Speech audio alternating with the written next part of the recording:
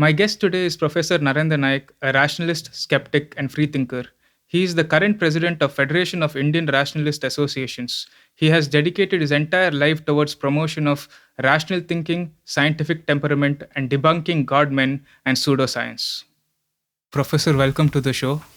It's an honor to have you here. I want to keep all the controversial questions in the end, and we'll start simple. Even at the age of 70, you put shirtless pictures of yourself on Facebook and you have a flat tummy. Yeah. What is your fitness regime to stay like this? I wake up early in the morning, do ground exercises for half an hour. Then I go for a swim, then a walk. Then I come back and have my cereal-less or minimum cereal, low glycemic index, high protein breakfast. Okay. That's all. And then nothing after that. In the evening again I go to the gym. Then again I go for swimming and walking. And then I eat something. So in between that I don't eat anything. Do you follow that natural carb diet by Srinivas Kakilaya or some? No, I do not follow anybody's diet, but I'm on a high protein, low GI, medium fat, Okay. high fiber diet. It's a very scientific diet. Yeah, I'm a biochemist myself, and nutrition is one of the subjects which we are taught to our students for decades. Okay. Because last year, at the height of COVID-19 pandemic, we saw a lot of people proposing new kinds of nutritions, not just nutritions, but also sugar pills, all kinds of alternative medicine, all promoting all kinds of pseudoscience as COVID-19 treatment. Yes. And did you have you must have had your plate full trying to debunking them one after another. Yes, in fact, all my webinars were about that. And even when my first interaction with an audience was on the 15th of October, and there they asked me to speak about COVID-19 and my bout with it. So I'm not just speaking about COVID-19. I've gone through that itself at the early stages of the infection in the country. So I can speak authoritatively about what one should do or one should not do. Good. What first made you a rationalist and a skeptic? See, the process is, as you asked, a rationalist is a person who puts things to question before accepting them. But I did not become a rationalist first. I first became an atheist. I came to that conclusion at a very young age, maybe around 10 or 11 years of age. I became an atheist. Then I grew up that way with my atheism. And later on, when I joined for graduation at Loyola College, Chennai, I got a lot of other literature which wasn't available to me here as a young boy growing up here. And that made my thinking process grow. And by the time I joined for my post-graduation at Kasturba Medical College, Manipal, I had the inclinations of rationalism. That is putting things to test of reason before accepting them. And in 1976, I joined the movement.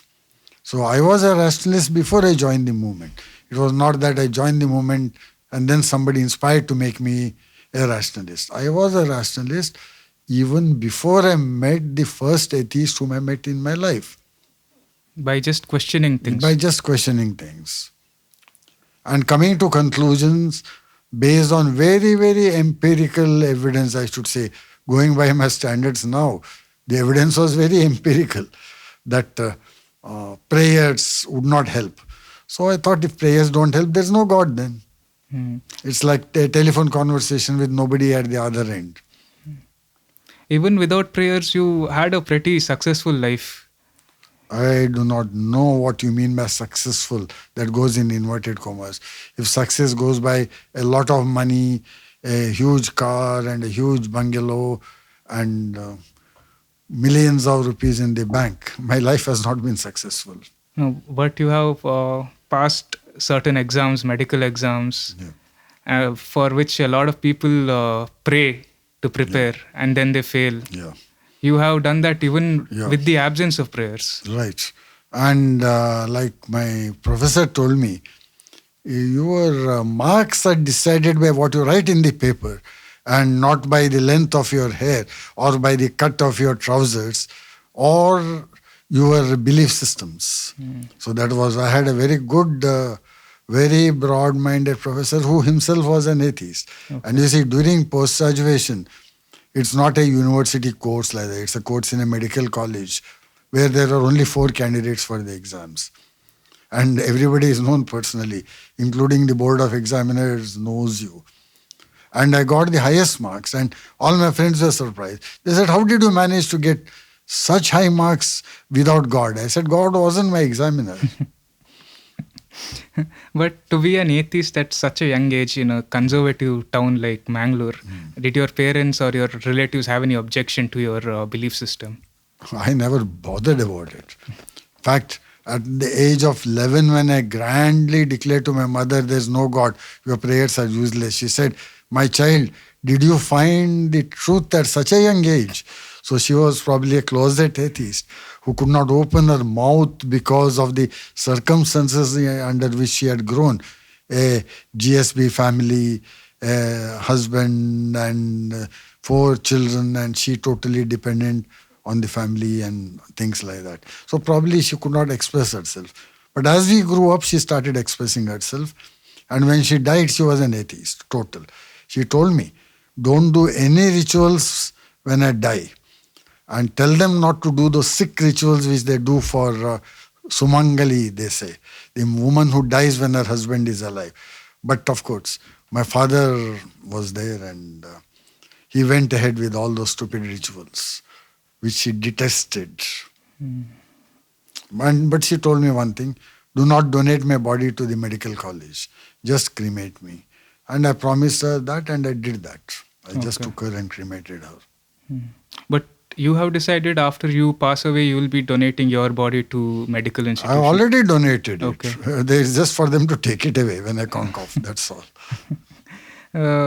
How do you how do you debunk such huge godmen or movements like midbrain activation or Nadi astrology? Is it a complicated process? No. First of all, you study your adversary, then you dig a pit for them to fall into the trap. As simple as that. You give them a long enough rope and then you pull on it. That's how I managed to debunk all these people. The midbrain activation scam, I think I took that on single-handedly probably, because others are all playing supplementary roles. I was only common factor for it happening all over the place.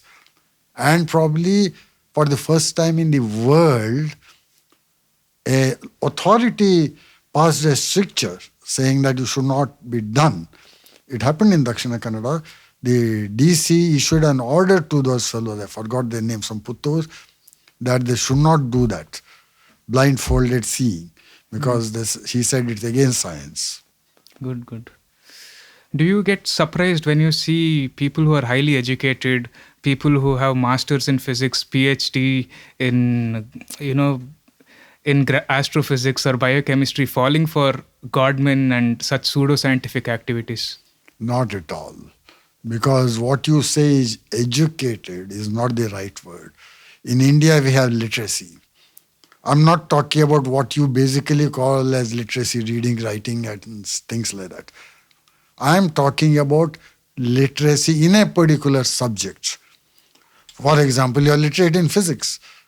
You may be literate in physics, but you're as illiterate as the man on the street when it comes to talking about a godman or astrology or doing something at an eclipse or things like that. So, it's not a matter of education. It's a matter of mindset, and which our so-called education system has totally failed 100%. If a person ends up with a rational thinking and a degree, it means that that person has managed to come over the conditioning of all the years spent in the society as well as in the educational institutions. That's what happens in most of the Yeah. places. A lot of the time, people use words like culture to condition our young children, because Yes. if there is a 16 or a 17-year-old boy in Mangalore and if he is a rationalist, he cannot rebel against his parents freely because he depends on his pocket money for his parents. What kind of advice would you give to such a child? I have no advice at all to give to anybody. Let me be very clear about that. Because advice is given by those who have a superiority complex. I do not have any such. I have passed my life, I have lived my life exactly the way I want from a long, long time, as long as I can remember. Because even at the age of 15 and 16, I was totally independent. I had got a scholarship from the government of India called as the National Science Talent Search Scholarship, which was a princely sum in those days, some 100 rupees per month it was in 1967. You can imagine that time when a bank clerk's salary was some 180 or 200 rupees. That much money I was getting a scholarship alone. Other than they used to pay the total college fees of a place like Loyola College, which was one of the most expensive colleges in the country. And besides, they used to give money for books, and they used to take to some place during the vacation where you would be taken to some top laboratory. In fact, I remember I was taken to places like NIN, National Institute of Nutrition, Osmania University, when I was doing my graduation itself. Hmm. So it was a very good scholarship, but I managed to lose it. Okay. And you have debunked, sometimes you debunk small astrologers by challenges, but you also debunked some of the top astrologers in India. Yes. Like one event that I recall is you have debunked famous Bollywood actor Ayushmann Khurrana's father, Yes. P Khurrana. Yes. Can you explain that story? I was in Chandigarh running a workshop at that time. It was a workshop by the Department of Science and Technology of the Punjab government. Okay. And I had a series of 4 workshops there, 5 days each. And during one of those workshops, I got I read an item in the newspaper that some Khurrana fellow is coming to speak at the PGI, Postgraduate Institute of Medical Education and Research at Chandigarh. Just imagine that. So I thought I will do that. I called the newspapers, I debunked him, they carried my write-up, and then they were prepared for the showdown. And it happened in the auditorium of the institute where we went. Of course, it was jam-packed, but some of our activists had kept a seat for me. They vacated it when I came because they wanted me to sit somewhere close to the podium. And this man started his lecture and spoke his usual rubbish. And he charges some 5,000 rupees for 3 minutes or something at that time. God. It was maybe 15, 20 years back. And then it was thrown open.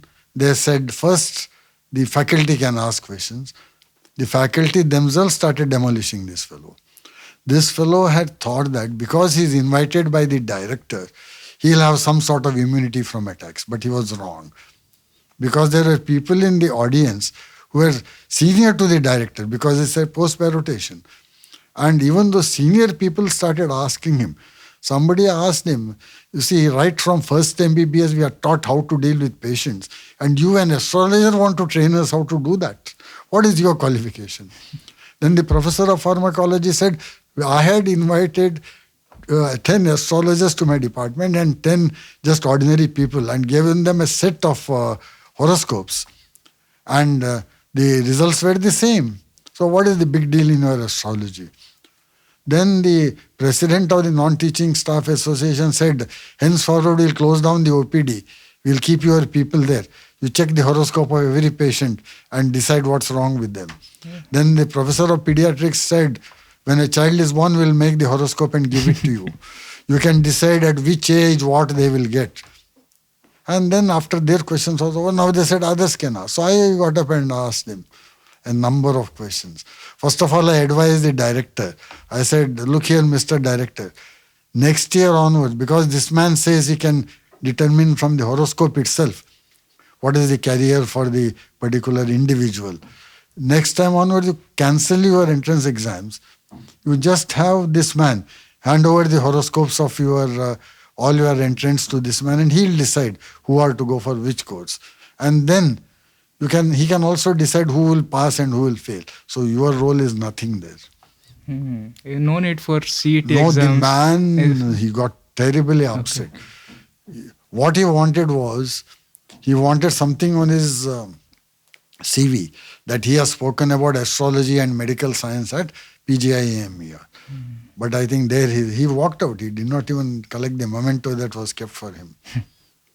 Yeah, he should have expected that going to a scientific institution. No. He was not expecting the opposition there. Okay. Because he was thinking that since he's invited by the director, there will not be opposition. Same thing happened to our BM Hegde when he went to IIT Madras. There they stood with placards saying that we don't want your pseudoscience here. BM Hegde is a doctor, right? Yes. And he is a quack. He is a physician turned quack. Okay. He was a doctor. I won't say he is.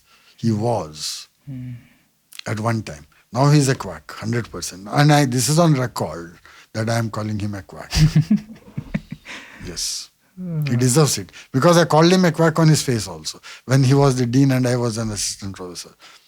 There's nothing he can do about it. He's a non-practicing doctor now.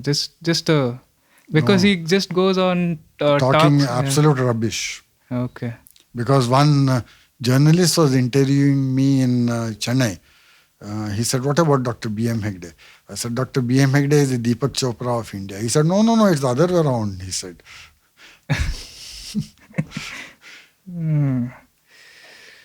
He is a good man. There is no doubt he's a good friend of mine. But as far as his medical advice goes, it's very dangerous. B.M. Hegde is a good friend of... Yes. And you're calling him a quack. Yes, I'm calling him. I'll call him that on his face also. And I was telling him right on his face. For example, when he was the dean and I was an assistant professor, he had inaugurated the asthma relief camp of a quack.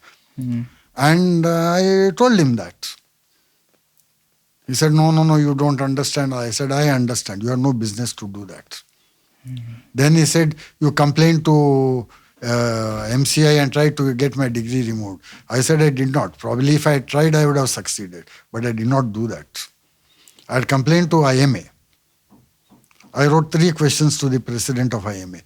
Has a new cure for asthma been discovered? So far unknown.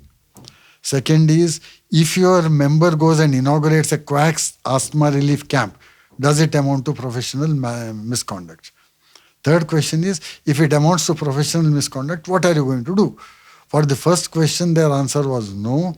The second question, they said yes. And for the third question, they said, we'll let you know the action that we have taken. But they could not take any action because IMA is not a statutory body. It's just an organization. It's an association. Okay. But they called him. He said, I'm not your member and you are nobody to question me. All these things are on record. See, I have no hesitation in speaking out what I think is the truth. But when you speak out the truth, do you also put yourself in some kind of danger at times? No, that danger comes even when you don't speak the truth. Because somebody can always kick you when you're walking around on the street. Because the times are like that now. So it doesn't matter to me. I was speaking out like this from decades. And I think I'll keep on speaking out like this as long as I'm alive and I can speak. Okay. You have spoken out on multiple occasions against religion and religious dogma. But do you also think that maybe religion has some advantages? Like people claim that it gives them hope, it gives them a sense of community. Do you see the good side of religion as well? See, good side of religion is something which is very questionable, but maybe it fulfills the need of the people to identify themselves with a group. So you have some ritual for them to identify with them. Sunday going to church, or Friday going to a mosque, or someday going to a temple. And maybe you could have these festivals where you enjoy, you eat good food and maybe meet people and people do visit you for a festival. And maybe things like rituals connected with sending the soul of the dead to heaven give you a sense of satisfaction that you have done all you could for your ancestors. It also wipes away the fear of death, because you, instead of hopelessness, it tells you, oh, you're going to ascend to heaven. No, no, no. I don't think it removes the fear of death, because I don't think anybody will be ready to sacrifice their lives just because they're told that they're going to heaven. Probably some extreme jihadis may be doing it, but even there, I doubt whether the motivation is only that. There may be other things also. You have been involved in rationality through FIRA and through Dakshina Kannada Rationalist Association, and you have associated yourself with many intellectuals, but some of them are here no more. They have been targeted, they have been killed. For example, your your old friend Narendra Dabholkar, Yes. he was murdered Yes. in broad daylight. Yes. How did you feel when that happened? I was running a national level advanced workshop where there were members of his organization also. Dr. Sudesh Goderao and somebody else was there. They told me Narendra Dabholkar has been shot. I said, what? Because just 2 years back, there was the 20th anniversary of the founding of Maharashtra Andhra Nirmulan Samiti, and I was invited to speak. And when I got off at that time, I had no security problems. When I got off at the bus at Pune, who's coming to pick me up? Narendra Dabholkar comes walking and says, the place is around the corner, let's just walk. I said, Narendra Dabholkar, you are supposed to be under security and threat. He said, leave it here. If they give security for me, if I take security, they will get somebody else. Better they get me than somebody else. Then he also told me, I have conducted right from village level to national level workshops. I want to have an international workshop. What's your idea? And then we were discussing that idea, but it materialized only after 5 years after he passed away. That was the sad part of it. Narendra Dabholkar was a very sincere, honest, straightforward man who sacrificed his whole life and his professional career for the cause. I hold him in high respect because he was a man who lived by what he spoke. He had no hypocrisy about him. And as far as M.M. Kalburgi is concerned, M.M. Kalburgi was not a rationalist. Okay. He was a thinker and an intellectual. In fact, for the release of the draft of the so-called anti-superstition bill in Bangalore, we were on the same platform. The next one was at Dharwad, where I was supposed to go, but I had already committed to some other place, and he did that. He was the man who released that, both the drafts. And then there was a panel discussion on which both of us were there. And somebody was talking about passing urine on your ancestor's photo.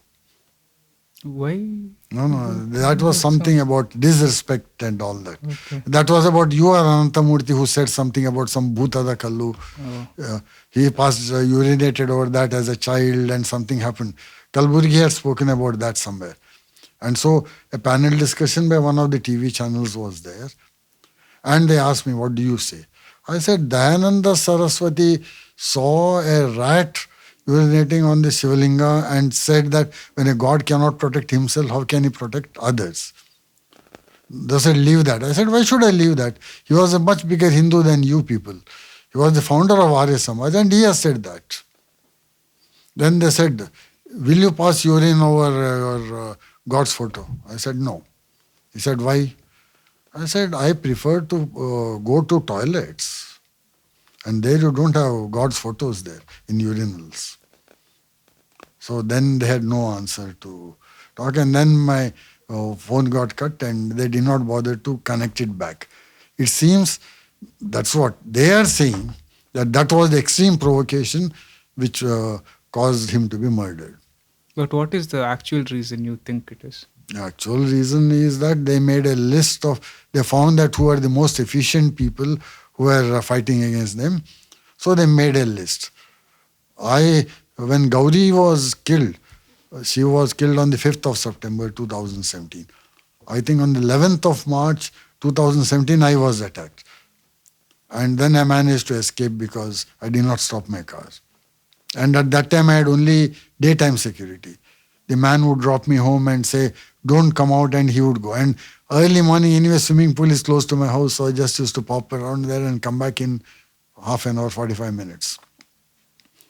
That time, they chose to attack. And this Gauri calls me and says, Jagraten Rapa, be careful. I said, what about you, Gauri? What about you? She said, Adellanam Gagal Rapa. I don't know what she meant by that. But on the 5th of September, I hear Gauri is killed.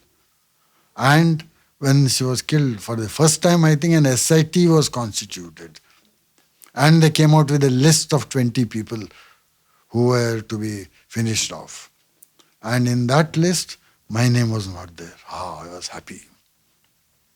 But that was only a waiting list. There was a confirmed list in which there were 4 names. Girish Karnad, Bhagwan, yours truly, and Niduma Midimat Swami. This was the confirmed list. They had even confirmed who is to get whom. I was supposed to be killed by the same fellow who killed Gauri Lankesh. They had put some builder or something. He had a code name. So that is the way things are in this country today. Mm. How do you psychologically prepare yourself when there are so many death threats on your life? Death has to come one day or the other. Let me die fighting for what I think is right. Because these are nothing new. They have been in existence in 3 decades. Before it was at a local unorganized level, and now it is organized by a gang who's underground running these things, show behind the backs of these people. Because the attitudes of those in power gives a sense of arrogance to these people who try such things. Mm. Murder has happened even in our hometown, and this has caught the eye of news media. And you have been involved in the protest against that murder, and I'm talking about the murder of Vinayak Baliga. Where are we in seeking justice towards this murder?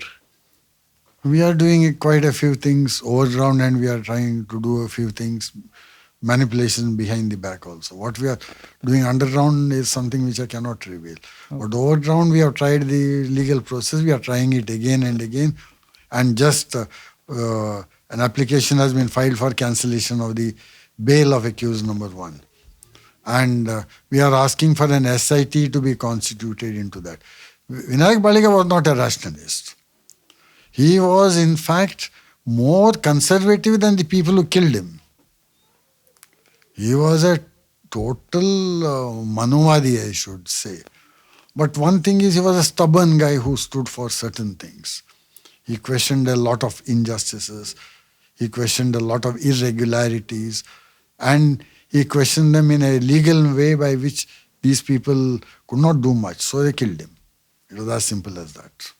They got him killed. And we hear that even his sisters are getting threatened now. Yes, his sisters are getting threatened. And so also the setup is like that. Those who are supported are given threats. And the accused number 1 is acting as if he is a hero and the leader of the community of GSB youth and things like that. Because this community is full of people who are vested interest. They would rather enjoy their business and money than stand up for justice. So, not many of them will raise their voice. And of course, I don't count among them, so it is okay by me that I raise my voice and I question. In fact, it is there tomorrow, 21st of March. Today, this interview is on the 20th of March, and tomorrow will be the 5th anniversary, 21st of March 2021. There's so much tension in this country when it comes to seeking justice or being a rationalist. What is the situation of rationalists in this country right now? rationalists in this country are standing up for themselves. They are fighting, and they have got support from the local communities also, because we are not just atheists. We also take up a lot of issues which affect the common man. I have been a consumer activist. The consumer activism and my rationalism are not in contrast. Consumer activism is a part of rationalism, and rationalism is a part of consumer activism, because both of them stand for a scientific approach to things. And they have been complementing each other. For example, when this midbrain activation came, it's a consumer issue also, because people are paying for some stupid thing which doesn't work, which claims to have paranormal powers. Okay.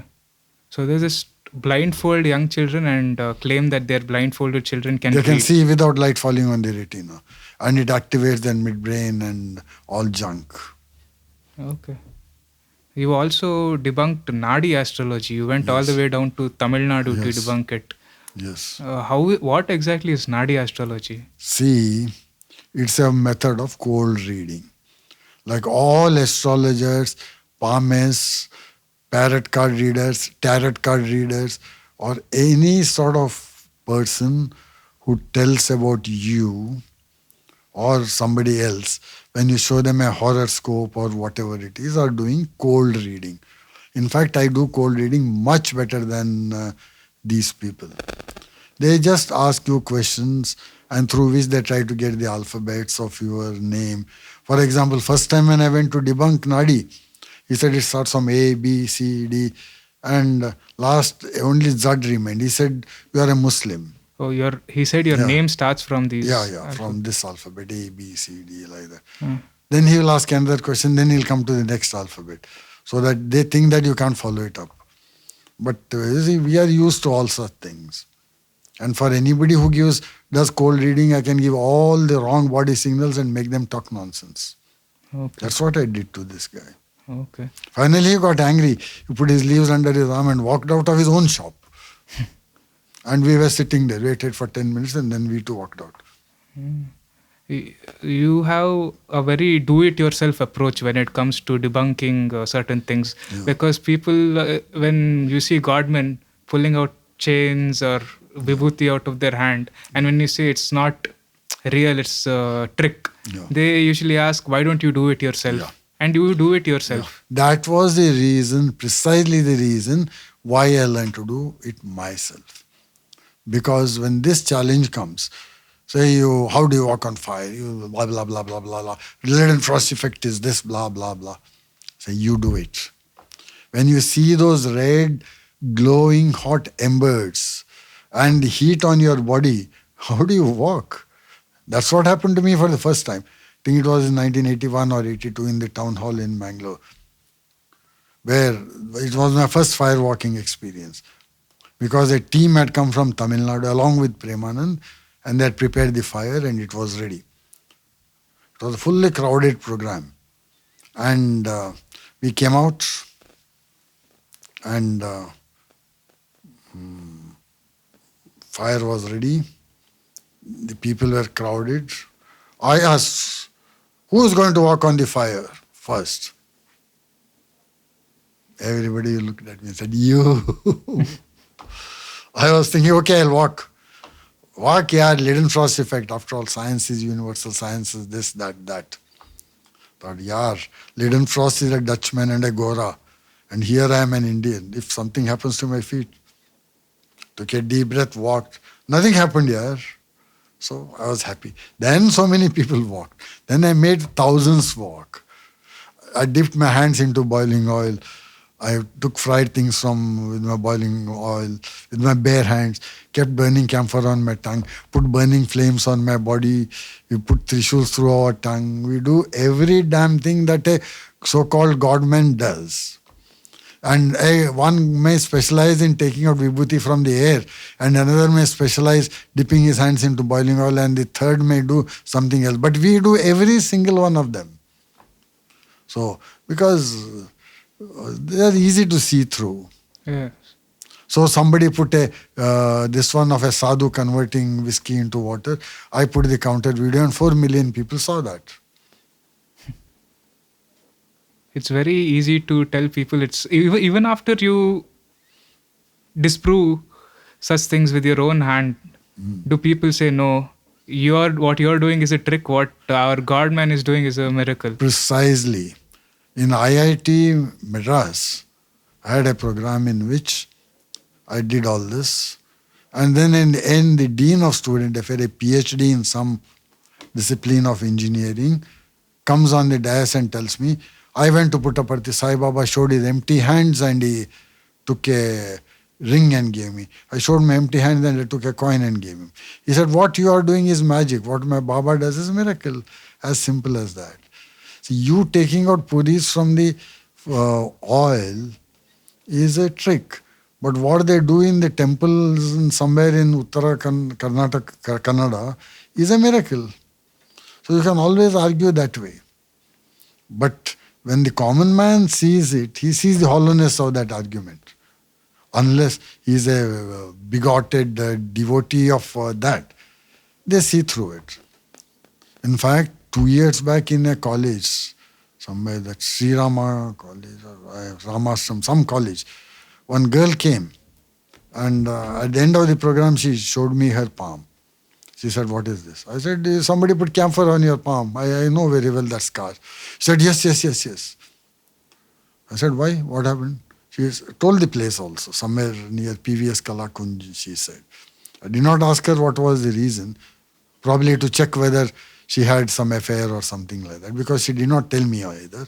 But her question was not a complaint about the injustice, but her question was, when they put the camphor in my hand, it did not burn and it did not pain. The pain started only next day. Why? So that was her question. This girl, I should say a woman, because she would have been more than 18, did not even have a whimper against the patriarchal mindset which made them put camphor on her palm and burn it. But on the other hand, she asked me a question, why it did not burn then, and later on it started burning. So when this is the sort of attitude among people, what do? The patriarchal mindset. The mother-in-law exploits the daughter-in-law. The worst exploiter of the daughter-in-law is the mother-in-law and the sister-in-law. The dowry demands are put by the boy's mother most of the times. So in a setup like this, what do you say? We can say that I set an example, that's all. My marriage was like that.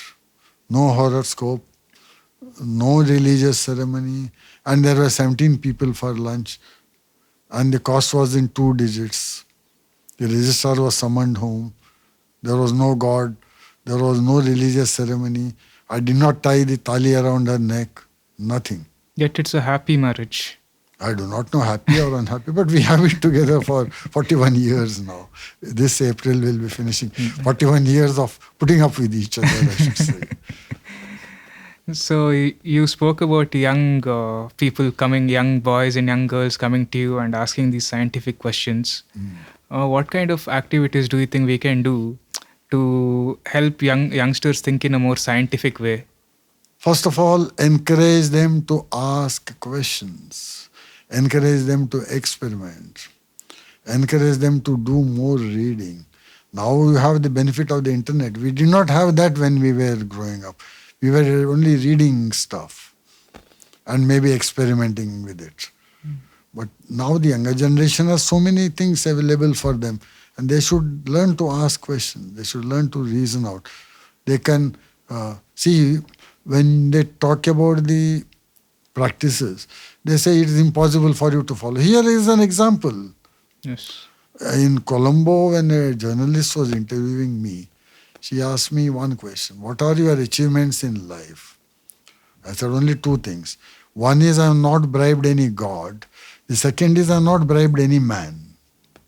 There are the only 2 achievements in my life, I said. Because I have not given a single paisa as bribe so far to anyone. That is good enough. I think that is a big achievement.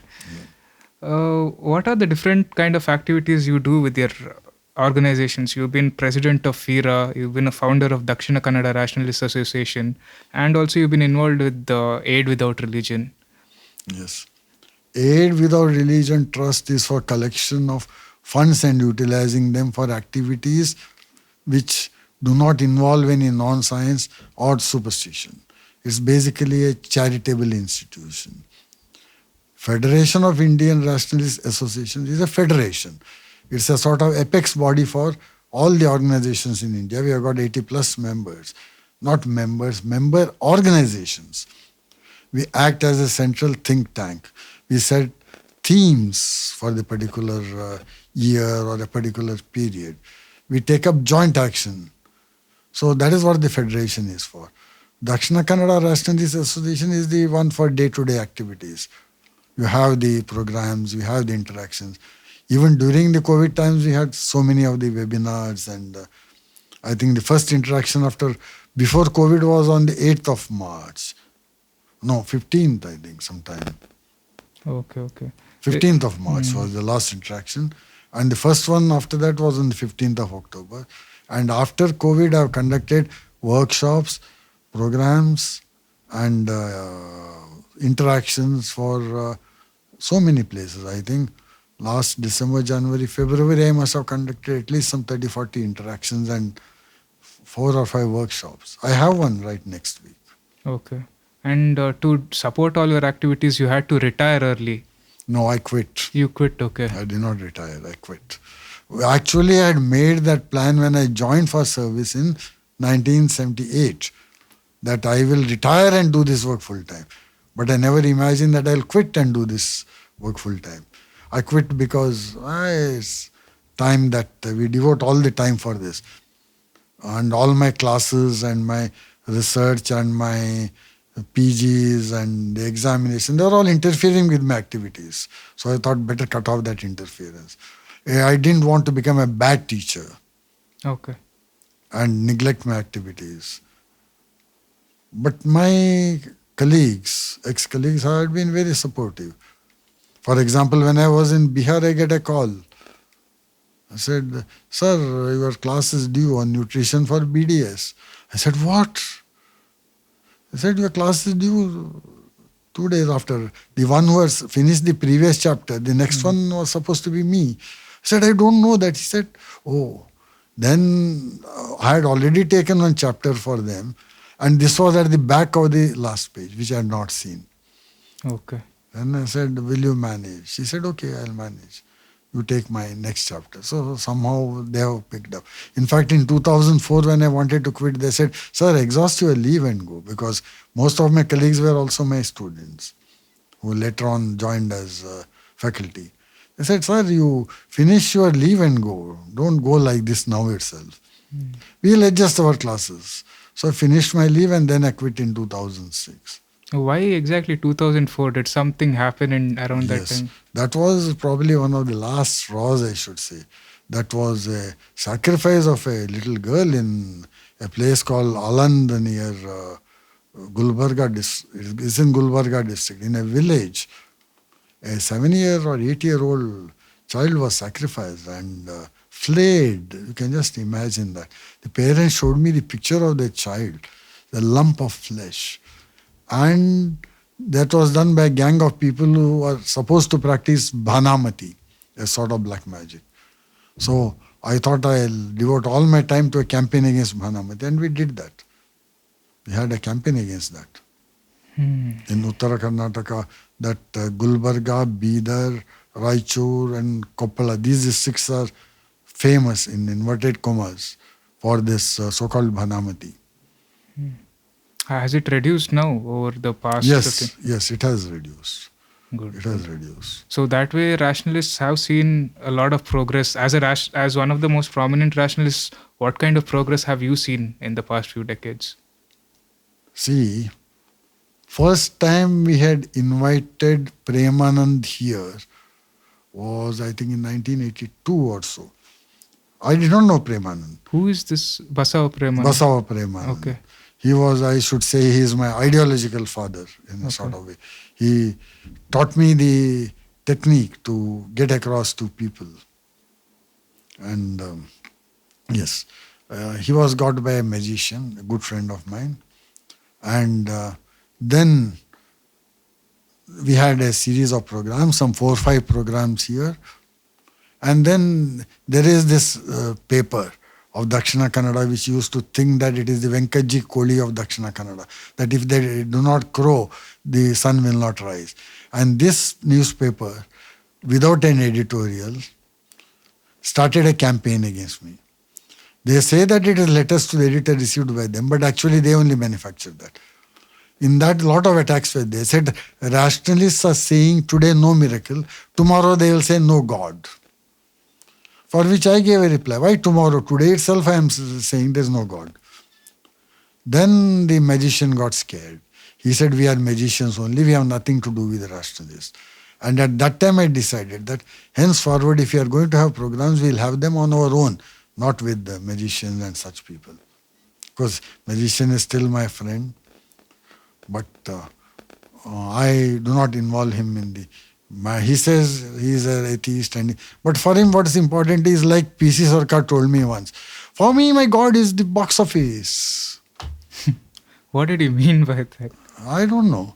See, we were on a panel discussion for NDTV, and I said, Sarkar, I am not... He said, sir, you are introducing yourself to me.